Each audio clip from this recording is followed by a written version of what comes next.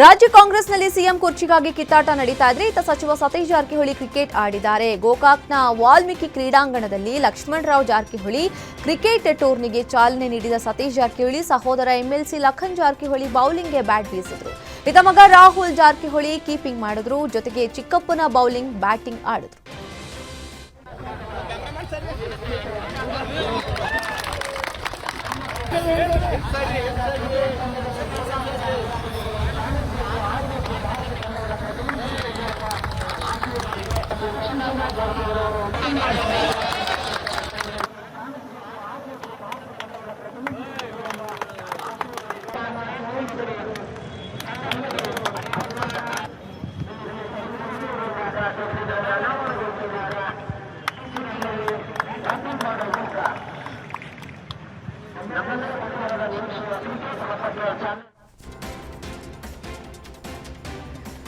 Rowdy sheeter Shivaprakash alias Biklu Shiva ಹತ್ಯೆ ಪ್ರಕರಣದಲ್ಲಿ BJP ಶಾಸಕ ಭೈರತಿ ಬಸವರಾಜ್ ವಿರುದ್ಧ ಲುಕೌಟ್ ನೋಟಿಸ್ ಜಾರಿಯಾಗಿದೆ.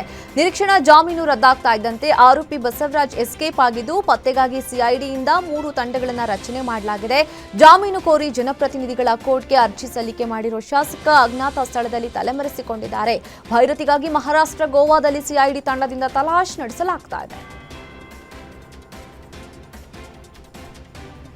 ಭಾರತದ ನೌಕಾಪಡೆ ರಹಸ್ಯ ಮಾಹಿತಿ ರವಾನೆ ಮಾಡ್ತಾ ಇದ್ದ ಆರೋಪದಲ್ಲಿ ಉಡುಪಿಯಲ್ಲಿ ಮಲ್ಪೆ ಪೊಲೀಸರು ಮತ್ತೋರ್ವನನ್ನ ಬಂಧಿಸಿದ್ದಾರೆ. ಕೊಚ್ಚಿನ್ ಶಿಪ್ ಯಾರ್ಡ್ನಲ್ಲಿ ಕೆಲಸ ಮಾಡಿಕೊಂಡಿದ್ದ ಗುಜರಾತ್ ಮೂಲದ ಹಿರೇಂದ್ರನನ್ನ ಬಂಧಿಸಿದ್ದಾರೆ. ನವೆಂಬರ್ 21ರಂದು ಉತ್ತರ ಪ್ರದೇಶದ ಇಬ್ಬರ ಬಂಧನವಾಗಿತ್ತು.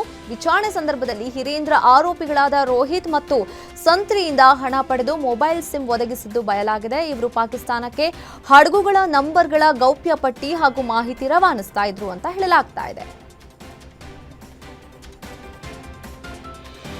ಹಾಸ್ಟೆಲ್ನಲ್ಲಿ ಆಹಾರ ಸೇವಿಸಿ 15ಕ್ಕೂ ಹೆಚ್ಚು ವಿದ್ಯಾರ್ಥಿನಿಯರು ಅಸ್ವಸ್ಥಗೊಂಡಿದ್ದ ಘಟನೆ ಹಾವೇರಿಯಲ್ಲಿ ನಡೆದಿತ್ತು. ಘಟನೆ ನಂತರ ದೇವಗಿರಿ ಗ್ರಾಮದ ಹೊರವಲಯದಲ್ಲಿರೋ ಇಂಜಿನಿಯರಿಂಗ್ ಕಾಲೇಜ್ ಮುಂದೆ ವಿದ್ಯಾರ್ಥಿಗಳು ಪ್ರತಿಭಟನೆ ನಡೆಸಿ ಆಕ್ರೋಶ ಹೊರಹಾಕಿದ್ದಾರೆ. ಸರ್ಕಾರಿ ಹಾಸ್ಟೆಲ್ ಇದ್ರೂ ಅದರ ದುರಸ್ತಿ ಮಾಡದೆ ಖಾಸಗಿ ವ್ಯಕ್ತಿಗೆ ಟೆಂಡರ್ ನೀಡಿದ್ದಾರೆ. ಪ್ರಾಚಾರ್ಯರು ನಿರ್ಲಕ್ಷ್ಯ ತೋರಿದ್ದು ಹಾಸ್ಟೆಲ್ನಲ್ಲಿ ಸರಿಯಾದ ವಾರ್ಡನ್ ಇಲ್ಲ, ಹೆಣ್ಣುಮಕ್ಕಳ ಹಾಸ್ಟೆಲ್ನಲ್ಲಿ ಕಾವಲುಗಾರರು ಇಲ್ಲ, ಮೂಲಭೂತ ಸೌಕರ್ಯಗಳಿಲ್ಲ, ಜೊತೆಗೆ ಸರಿಯಾದ ಆಹಾರವನ್ನು ನೀಡ್ತಾ ಇಲ್ಲ ಅಂತ ಆಕ್ರೋಶ ಹೊರಹಾಕಿದ್ರು. ಅಲ್ಲದೆ ಸರ್ಕಾರಿ ಹಾಸ್ಟೆಲ್ ದುರಸ್ತಿ ಮಾಡಿ ನಮಗೆ ಇಲ್ಲಿ ವ್ಯವಸ್ಥೆ ಮಾಡಬೇಕು ಅಂತ ಆಗ್ರಹಿಸಿದ್ದಾರೆ.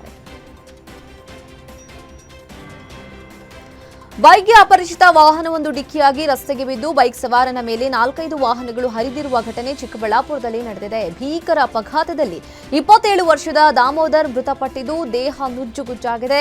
ಹಿಂಬದಿ ಸವಾರ ವೆಂಕಟೇಶ್ಗೆ ಗಂಭೀರ ಗಾಯಗಳಾಗಿದೆ. ಚಿಂತಾಮಣಿ ಬೆಂಗಳೂರು ರಸ್ತೆಯ ವೈಜಕೂರು ಬಳಿ ನಡೆದಿರುವಂತಹ ಅಪಘಾತ ಇದು. ಸ್ಥಳಕ್ಕೆ ಡಿವೈಎಸ್ಪಿ ಮುರಳೀಧರ್, ಇನ್ಸ್ಪೆಕ್ಟರ್ ಶಿವರಾಜ್ ಭೇಟಿ ನೀಡಿ ಪರಿಶೀಲನೆ ನಡೆಸಿದ್ದಾರೆ. ಚಿಂತಾಮಣಿ ಗ್ರಾಮಾಂತರ ಠಾಣೆಯಲ್ಲಿ ಪ್ರಕರಣ ದಾಖಲಾಗಿದೆ.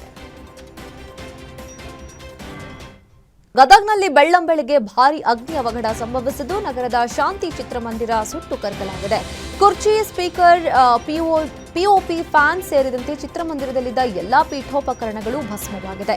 ಅಗ್ನಿಶಾಮಕ ದಳದ ಸಿಬ್ಬಂದಿ ಬೆಂಕಿ ನಂದಿಸಿದ್ದಾರೆ. ಸ್ಥಳಕ್ಕೆ ದೌಡಾಯಿಸಿದ ಬೆಟಗೇರಿ ಬಡಾವಣೆ ಪೊಲೀಸರು ಪರಿಶೀಲಿಸಿದ್ದಾರೆ. ಅಗ್ನಿ ಅವಘಡಕ್ಕೆ ನಿಖರ ಕಾರಣ ಇನ್ನೂ ತಿಳಿದು ಬಂದಿಲ್ಲ. ಚಿಕ್ಕಬಳ್ಳಾಪುರದ ಸಬ್ಬೇನಹಳ್ಳಿ ಬಳಿ ವೇಶ್ಯಾವಾಟಿಕೆ ಅಡ್ಡೆ ಮೇಲೆ ಪೊಲೀಸರು ದಾಳಿ ನಡೆಸಿ 4 ಜನರನ್ನ ವಶಕ್ಕೆ ಪಡೆದಿದ್ದಾರೆ. ಟೋಕೋ ಬೋಲೋ ಬಾರ್ನ ರೂಮ್ಗಳಲ್ಲಿ ವೇಶ್ಯಾವಾಟಿಕೆ ನಡೆಸ್ತಾ ಇದ್ದ ಬಗ್ಗೆ ಮಾಹಿತಿ ಸಿಕ್ಕ ಬೆನ್ನಲ್ಲೇ ಚಿಕ್ಕಬಳ್ಳಾಪುರ ಮಹಿಳಾ ಠಾಣೆ ಪೊಲೀಸರು ದಾಳಿ ನಡೆಸಿದ್ದಾರೆ. ದಾಳಿ ಸಂದರ್ಭದಲ್ಲಿ 2 ಮಹಿಳೆಯರ ರಕ್ಷಣೆ ಮಾಡಲಾಗಿದ್ದು ಓರ್ವ ಪಿಂಪ್ ಮಹಿಳೆ ಹಾಗೂ ಮತ್ತೋರ್ವನನ್ನ ಬಂಧಿಸಲಾಗಿದೆ. ಚಿತ್ರದುರ್ಗ ಜಿಲ್ಲಾಧಿಕಾರಿಯ ಡಿಜಿಟಲ್ ಸಿಗ್ನೇಚರ್ ಫೋರ್ಜರಿ ಮಾಡಿ ಭೂ ಪರಿವರ್ತನೆ ಆದೇಶ ಪ್ರತಿ ಸೃಷ್ಟಿಸಿದ್ದ ಆರೋಪಿಗಳ ವಿರುದ್ಧ ಎಫ್ಐಆರ್ ದಾಖಲಾಗಿದೆ. ಡಿಸಿ ಟಿ ವೆಂಕಟೇಶ್ ಸಹಿ ಫೋರ್ಜರಿ ಮಾಡಿದ್ದ ಅನಿಲ್ ಕುಮಾರ್ ಎಂಬಾತನ ವಿರುದ್ಧ ಹಿರಿಯೂರು ಆರ್ಐ ಎಂಎನ್ ಸ್ವಾಮಿ ದಾಖಲಿಸಿದರು. ಪ್ರಕರಣದಲ್ಲಿ ಕೆಳ ಹಂತದ ಅಧಿಕಾರಿಗಳು ಶಾಮೀಲಾಗಿರುವ ಸಾಧ್ಯತೆ ಇದ್ದು ಸಮಗ್ರ ತನಿಖೆಗೆ ಜಿಲ್ಲಾಧಿಕಾರಿ ಟಿ ವೆಂಕಟೇಶ್ ಸೂಚನೆ ಕೊಟ್ಟಿದ್ದಾರೆ.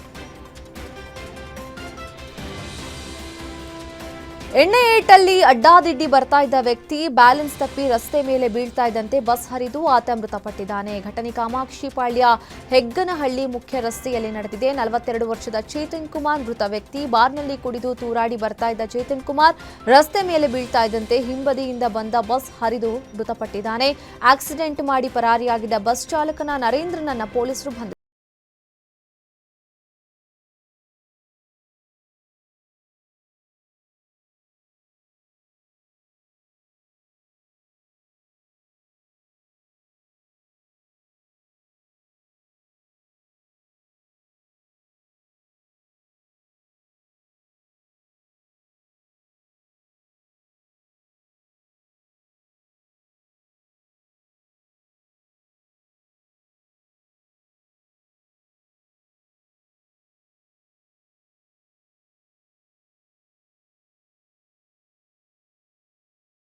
ಹಳ್ಳಿಯಲ್ಲಿ ಮುನಿರಾಜು ಬಂಧಿತ ಆರೋಪಿ. ಈತ 2012ರಲ್ಲಿ ಮುಳಬಾಗಿಲು ಪೊಲೀಸ್ ಠಾಣೆಯಲ್ಲಿ ದಾಖಲಾಗಿದ್ದ ಕೊಲೆ ಪ್ರಕರಣದ ಪ್ರಮುಖ ಆರೋಪಿಯಾಗಿದ್ದು ಪೊಲೀಸರು ನ್ಯಾಯಾಂಗ ಬಂಧನಕ್ಕೆ ಒಪ್ಪಿಸಿದ್ದಾರೆ.